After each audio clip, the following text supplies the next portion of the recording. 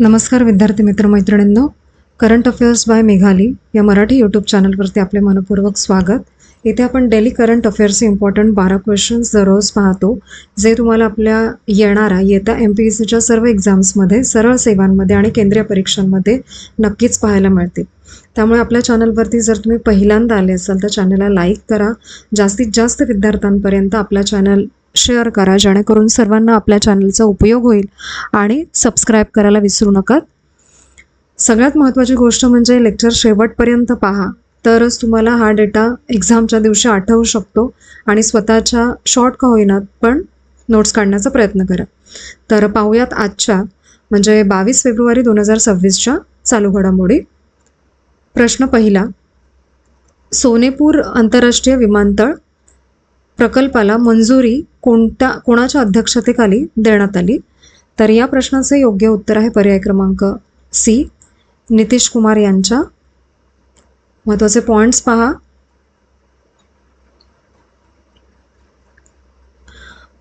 सोनेपूर आंतरराष्ट्रीय विमानतळ सरण जिल्ह्यात उभारण्यात येणार आहे. हा पॉइंट महत्त्वाचा आहे.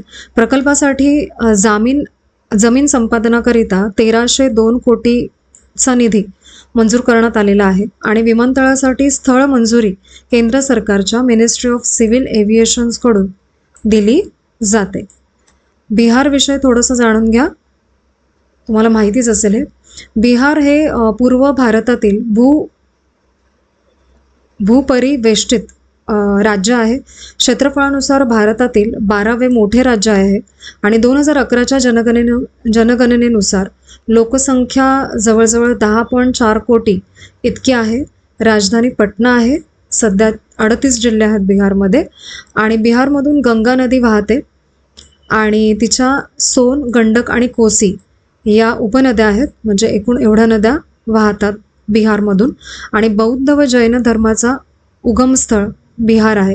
नालंदा आणि विक्रमशिला ही प्राचीन शैक्षणिक स्थळे देखील इथेच होती आणि शेती हा बिहारचा अर्थव्यवस्थेचा मुख्य आधार आहे. पुढील प्रश्न दुसरा, माझे गाव आरोग्य संपन्न गाव अभियान महाराष्ट्रात कोणत्या कालावधीत राबवले जाणार आहे? तर या प्रश्नाचे योग्य उत्तर आहे पर्याय क्रमांक बी, 1 एप्रिल 2026 ते 31 मार्च 2027 पर्यंत. याचे महत्त्वाचे पॉइंट्स पहा. याचा मुख्य उद्देश आहे ग्रामीण आरोग्य सुविधा व पायाभूत संरचना मजबूत करणे. अभियानामध्ये आयुष्यमान भारत, राष्ट्रीय आरोग्य अभियान आणि स्वच्छ भारत अभियान यांचा समावेश असणार आहे आणि उत्कृष्ट कामगिरी करणाऱ्या ग्रामपंचायतीला राज्यस्तरावरती 5 कोटींपर्यंत पारितोषिक दिले जाणार आहे यामध्ये.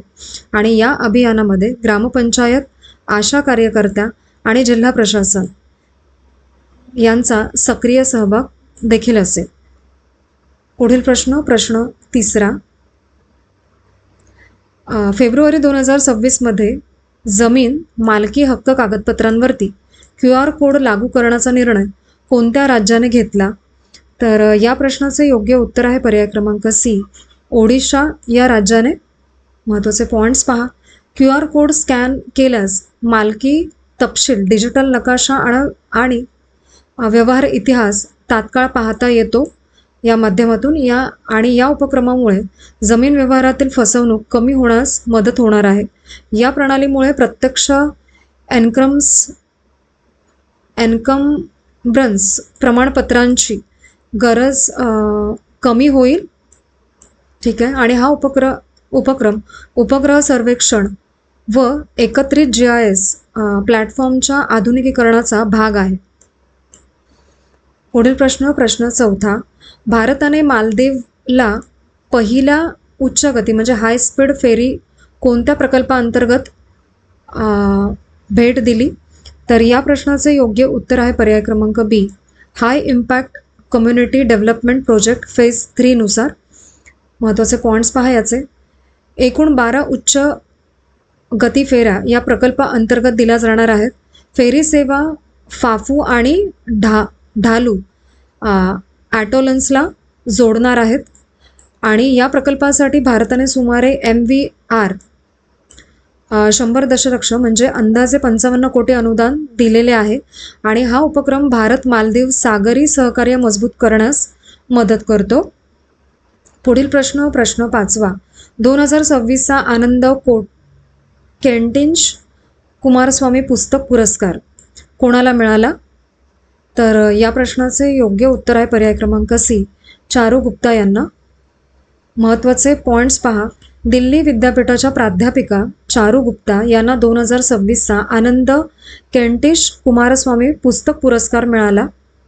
हा पुरस्कार दक्षिण आशियातील सर्वोत्कृष्ट शैक्षणिक म्हणजे नॉन फिक्शन संशोधनासाठी दिला जातो. हिंदी हिस्ट्रीज हे पुस्तक 20व्या शतकाच्या सुरुवातीच्या हिंदू समाजाचा अभ्यास करते. या पुस्तकासाठी मिळालेला आहे पुरस्कार आणि या पुस्तकामध्ये जात, आयुर्वेद, प्रवास आणि साम्यवाद यांसारख्या विषयांचा अभ्यास केलेला आहे. पुढील प्रश्न 6वा. गगनयान कार्यक्रमासाठी ड्रोग पॅराशूटची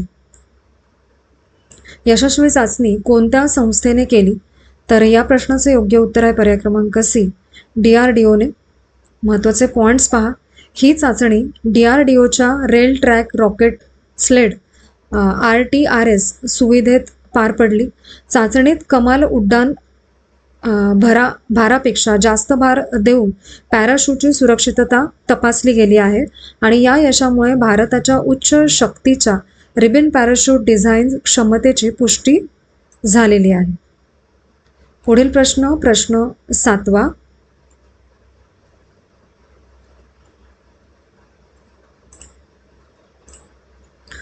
CBDC आधारित डिजिटल फूड कुपन पायलट प्रकल्प कोणत्या राज्यात सुरू करण्यात आला आहे?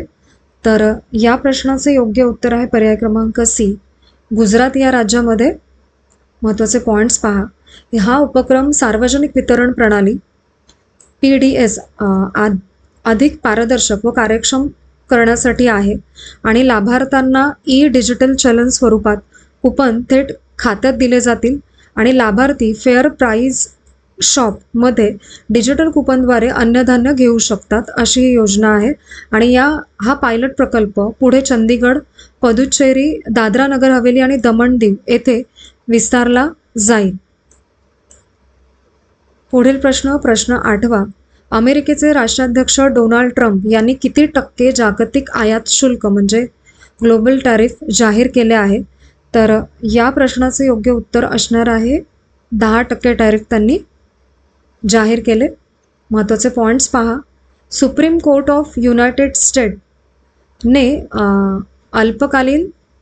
आपत्कालीन अधिकारांखाली लावलेले शुल्क बेकायदेशीर ठरवले आणि न्यायालयाने स्पष्ट केले की कर लावण्याचा अधिकार अमेरिकन काँग्रेसकडे असणार आहे किंवा आहे आणि ट्रम्प यांनी सेक्शन 122 आणि सेक्शन 301 अंतर्गत पर्यायी उपाययोजना करण्याचे संकेत दिले. पुढील प्रश्न 9वा. शंकर या टोपण नावाने प्रसिद्ध असलेल्या लेखकाचे खरे नाव काय होते? तर यांचे खरे नाव मणिशंकर मुखर्जी असे होते आणि याचे महत्त्वाचे पॉईंट्स पहा. त्यांचे साहित्य मुख्यतः शहरी जीवन, मध्यमवर्गीय आकांक्षा आणि नैतिक संघर्ष यांवरती आधारित होते. चौरंगी, सीमाबद्ध, जन अरण्य या त्यांच्या गाजलेल्या कादंबऱ्या होत्या किंवा आहेत आणि त्यांना 2021मध्ये साहित्य अकादमी पुरस्काराने सन्मानित देखील करण्यात आलेले आहे. यांचे निधन 92व्या वर्षी झाले. त्यांच्या निधनाने आधुनिक बंगाली साहित्यातील एक महत्त्वपूर्ण युगाचा अंत झाला असे देखील म्हटले जात आहे. पुढील प्रश्न 10वा. 2026मध्ये CEO ऑफ इयर पुरस्कार सलग दुसऱ्यांदा कोणाला मिळाला आहे? तर या प्रश्नाचे योग्य उत्तर आहे पर्याय क्रमांक सी, समीर कनोदिया यांना. याचे महत्त्वाचे पॉईंट्स पहा. समीर कनोदिया यांना 16 फेब्रुवारी 2026 रोजी CEO ऑफ द इयर पुरस्कार प्रदान करण्यात आलेला आहे. त्यांना हा पुरस्कार सलग दुसऱ्या वर्षी जिंकलेला आहे. लुमिना डेटामॅटिक्स ही कंपनी डिजिटल कंटेंट व तंत्रज्ञान सेवा पुरवते, ही त्यांची कंपनी आहे. आणि डिसेंबर 2025मध्ये लुमिया डेटामॅटिक्सला great place to work award सलग तिसऱ्यांदा मिळाला आहे यापूर्वी.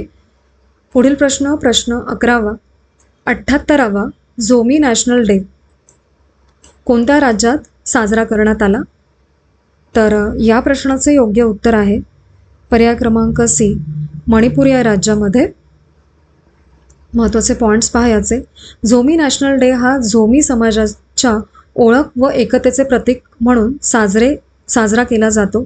78वा झोमी नॅशनल डे चुराचांदपूर मणिपूर येथे साजरा करण्यात आला आणि या कार्यक्रमाला मणिपूरचे उपमुख्यमंत्री लोसी डिखो प्रमुख पाहुणे म्हणून उपस्थित होते. पुढील प्रश्न 12वा.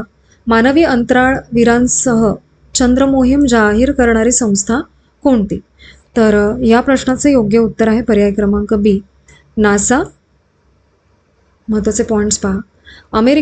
अमेरिकेची अंतराळ संस्था नासा पुढील महिन्याच्या 6 तारखेला म्हणजे मार्चमध्ये मानवी चंद्र मोहीम प्रक्षेपित करणार आहे असे त्यांनी जाहीर केले.